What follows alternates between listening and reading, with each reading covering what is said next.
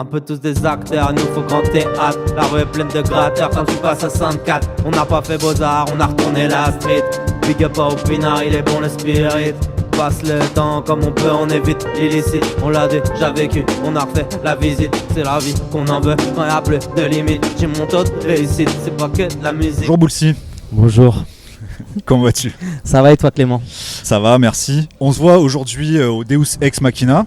Parce que tout à l'heure tu vas participer à un talk qui est joué sur scène dans le cadre de notre soirée Grabuge organisée par le type. Mais on se voit aussi parce que tu as sorti un nouvel EP il y a pas longtemps qui s'appelle Carapuce. Mais avant tout, j'aimerais qu'on revienne un peu sur ton parcours. Parce que les gens qui regardent cette vidéo ne savent peut-être pas, mais t'es quelqu'un qui a quand même un peu compté dans le rap bordelais. Première question, pour revenir un peu sur tes débuts, c'est quoi un peu tes premiers kiffs dans le rap? C'est quoi les premiers sons que t'as écoutés dans le rap? Déjà merci à toi pour l'interview, merci à le type pour l'interview, ça fait super plaisir d'être au Deus Hangar, c'est la première fois qu'on vient, c'est génial. J'espère qu'on va faire un bon concert et puis que les gens vont être contents, tu vois. Et du coup, le rap, moi j'ai découvert ça avec mon papa, qui est un des pionniers en fait de la culture rap américaine, on va dire, qui a découvert le rap américain vraiment là où c'est arrivé, au moment où c'est arrivé en France, si tu veux. Et dans la voiture, voilà quoi, c'était Nas, c'était que des gros classicos américains. Donc j'ai été vraiment bercé là-dedans tout petit par mon rep. Et aussi mon frère qui lui était beaucoup plus rap français, NTM, IAM. Donc voilà, les premiers albums que j'ai connus, que j'ai écoutés, que je connaissais par cœur ou quoi dans la voiture, voilà, c'était ces albums-là, ou même des Lauryn Hill, les Fugees, c'était cette culture-là. Donc au final, quand c'était assez naturel de partir vers le rap au final, parce que j'avais entendu ça toute mon enfance. Il y a pas longtemps, t'as rendu hommage à Nicus Pocus sur les réseaux. Pour ceux qui savent pas, Nicus Pocus c'est un membre des Zwinkels. Zwinkels c'était un groupe des années 90 fondé par justement Gérard Bast et Nicus Pocus. Est-ce que les Zwinkels ils ont aussi un peu influencé ta musique? Mes premières époques de rap de quand j'étais enfant, c'était avec mon papa. Après on s'est un peu perdu de vue. J'ai fait un peu ma vie en tant qu'adolescent, si tu veux. Et moi quand j'étais adolescent, habitant en province, le rap c'était pas très à la mode, si tu veux. Donc nous on écoutait du punk rock, on écoutait du reggae français, on écoutait du ska, on écoutait beaucoup plus de musique. On n'écoutait vraiment pas de rap. Voilà, pour te dire, mon adolescence n'était pas rap du tout. J'ai pas écouté de rap de mon adolescence à part Sniper, 3-4 albums si tu veux. Mais du coup, il y avait les Zwinkels. Nous, on était une bande de skaters ça allait de 12 à 27, 28 ans l'équipe. Donc si tu veux, tu avais des grands dans l'équipe qui avaient déjà vu des concerts des Zwinkels, qui avaient acheté le premier album, tu vois. Donc ils nous faisaient écouter ça et c'était trop cool. Et du coup, moi vraiment, je peux dire que les Zwinkels, DJ Pone, c'est le déclic qui m'a donné envie de faire de la musique concrètement. La première fois que j'ai vu les Zwinkels en live, je devais avoir 14-15 ans. J'étais comme un fou. Et après, Birdie Nam Nam, quand on a vu ça la première fois de notre vie, quand on a vu parce que, enfin, tu vois, j'aime pas trop faire avant comme ci, avant comme ça, c'était blablabla. Mais à l'époque, on connaissait pas les têtes des artistes qu'on écoutait, si tu veux. Et quand on allait dans les festivals, il y avait une tête d'affiche, il y avait Trio, il y avait Sinsemilia. Tous les autres, on les connaissait pas. Et Birdie Nam Nam, on n'avait jamais entendu parler, on n'avait jamais vu de vidéo, on savait même pas ce que c'était. On est arrivé, on a vu les 4 DJ sur la scène, comme des rockstars, gros. Ils balançaient le son à la fin, ils cassaient les platines avec leurs coudes, ils roulaient sur. Enfin, je veux dire, nous, on était des gamins en plus, époque Jackass, tout ça. Ouais. Je veux dire que c'était mémorable, tu vois, de voir des mecs casser les platines sur la scène. C'était comme des rockstars pour nous. Et même si je pense qu'ils en sont pas le plus fiers que ça non plus, mais nous, ça nous faisait marrer. Et vraiment, ouais, c'est ça. DJ Pone, les Zwink.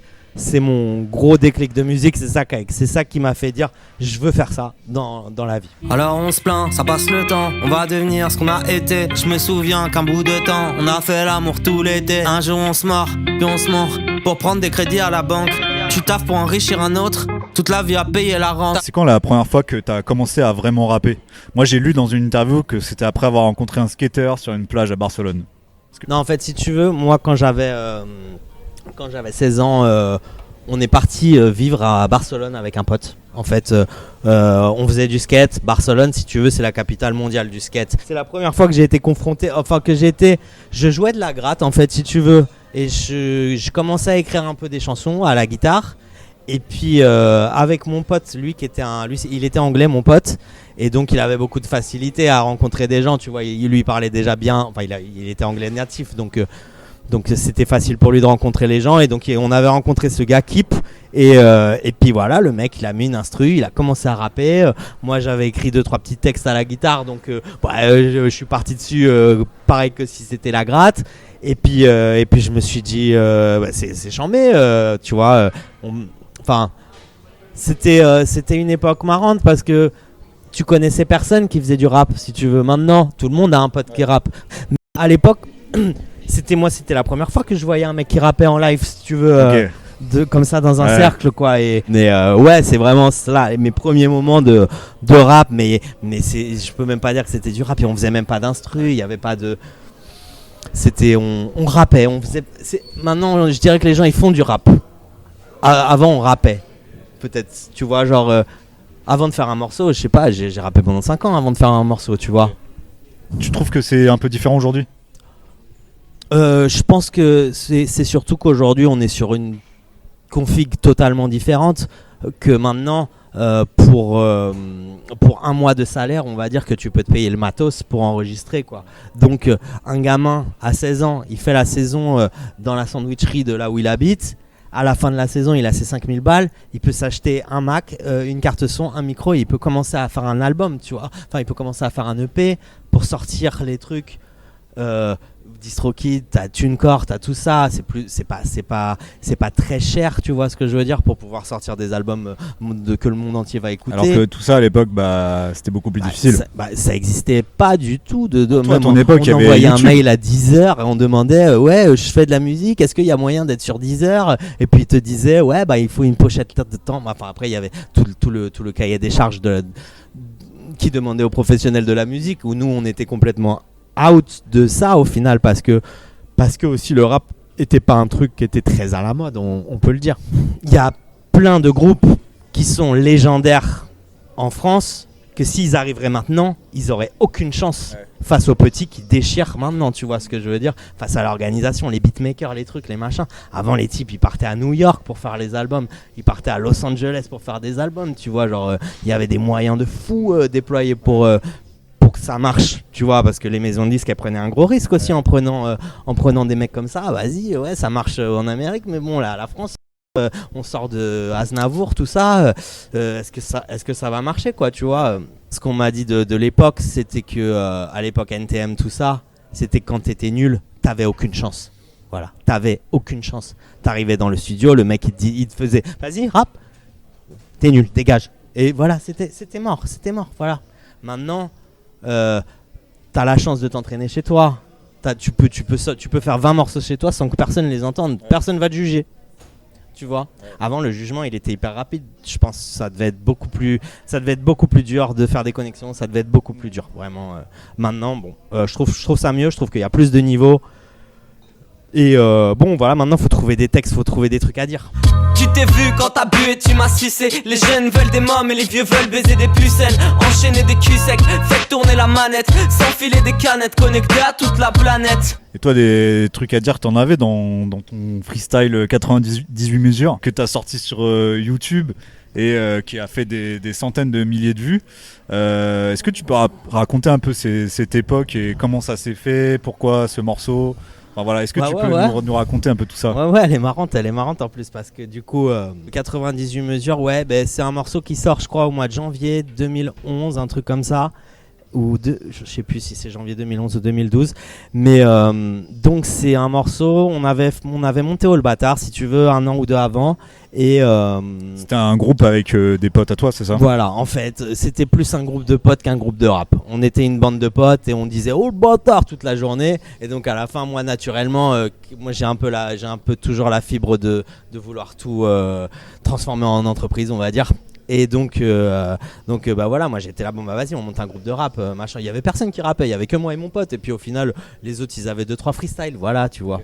Et du coup on avait monté ce truc. Et puis bon, au bout d'un an et demi, il y a toute une partie du groupe qui a choisi de faire son chemin d'un autre côté et du coup de partir. Mais du coup, ben voilà, j'étais parti en Suisse chez des potes à moi et puis j'ai écrit ce morceau là-bas en Suisse pendant un petit mois après le truc de Olbata et je suis revenu, j'ai fait la vidéo, c'est parti,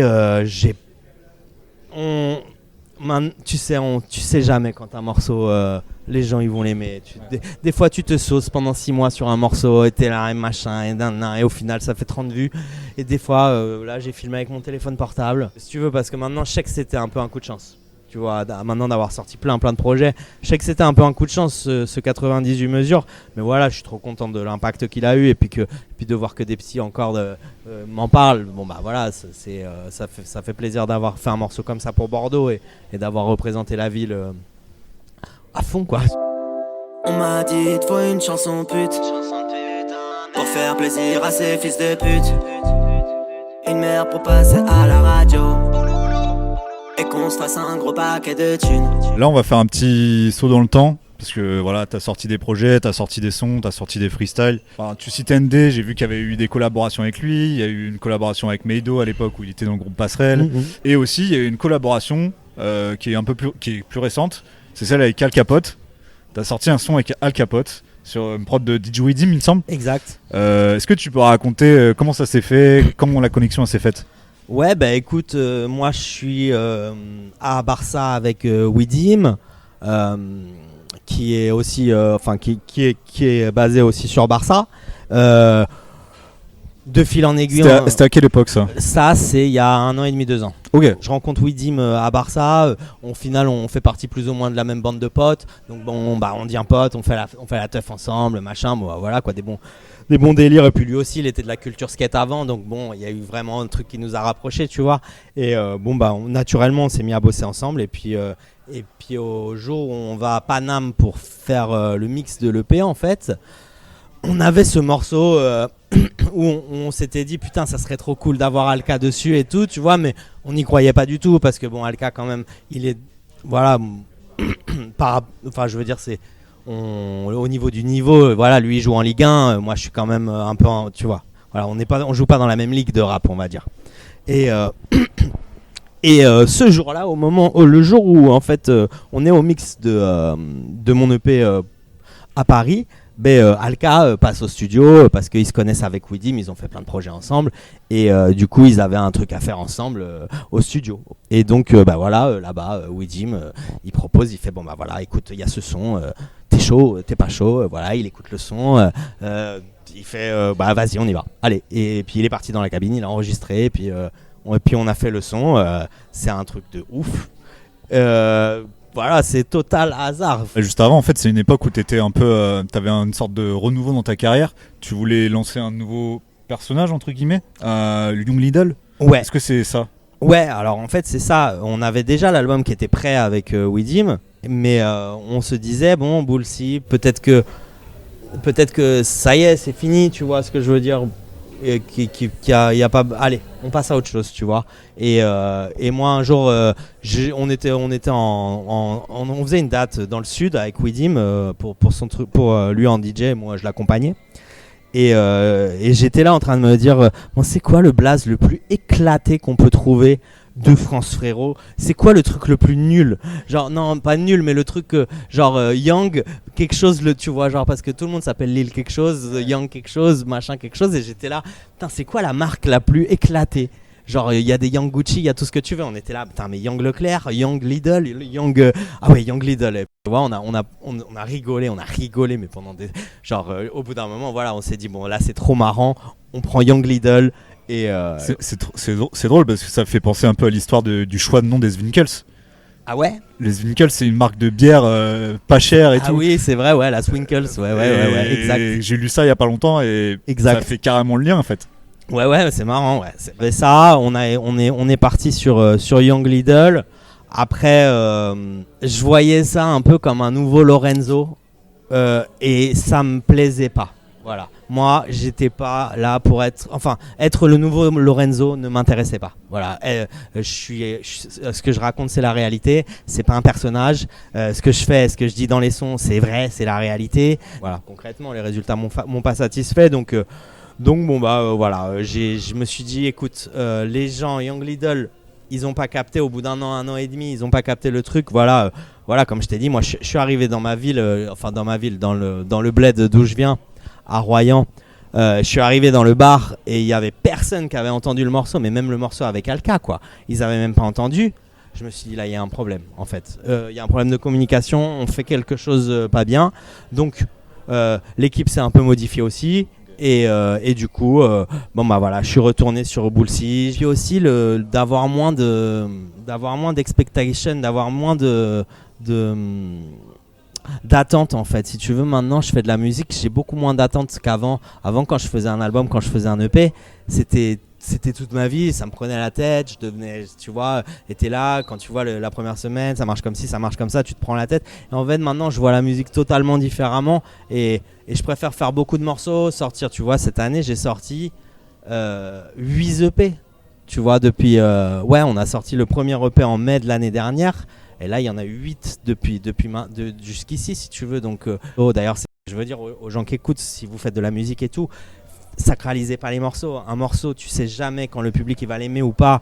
On a le droit de dire je fais de la musique pour moi, je fais de la musique pour me faire plaisir, pour machin, pour truc. Mais bon, ça fait toujours plaisir quand les gens ils écoutent ce que tu avais à dire, tu vois. Et plus il y a de gens qui écoutent ce que tu as à dire, plus tu as l'impression d'avoir fait quelque chose pas important, parce que bon, on n'est pas très important non plus, mais plus t'as l'impression, voilà, d'avoir ça fait plaisir quand des jeunes ils prennent le bus et ils écoutent ton son, voilà. Un peu tous des acteurs, nous faut grand théâtre. La rue est pleine de gratteurs quand tu passes à 64. On n'a pas fait Beaux-Arts, on a retourné la street. Big up au Pinard, il est bon le spirit. Quad, t'as sorti plusieurs EP, dont le dernier qui est Carapuce. Exact. Et dans cet EP, il y a un morceau qui s'appelle Miroirdo. Et dans ce morceau, tu parles de Bordeaux. Le clip, c'est un peu une déambulation dans les rues de Bordeaux et tout. Et tu disais, enfin, on en parlait juste avant, c'est un morceau qui a plutôt bien marché.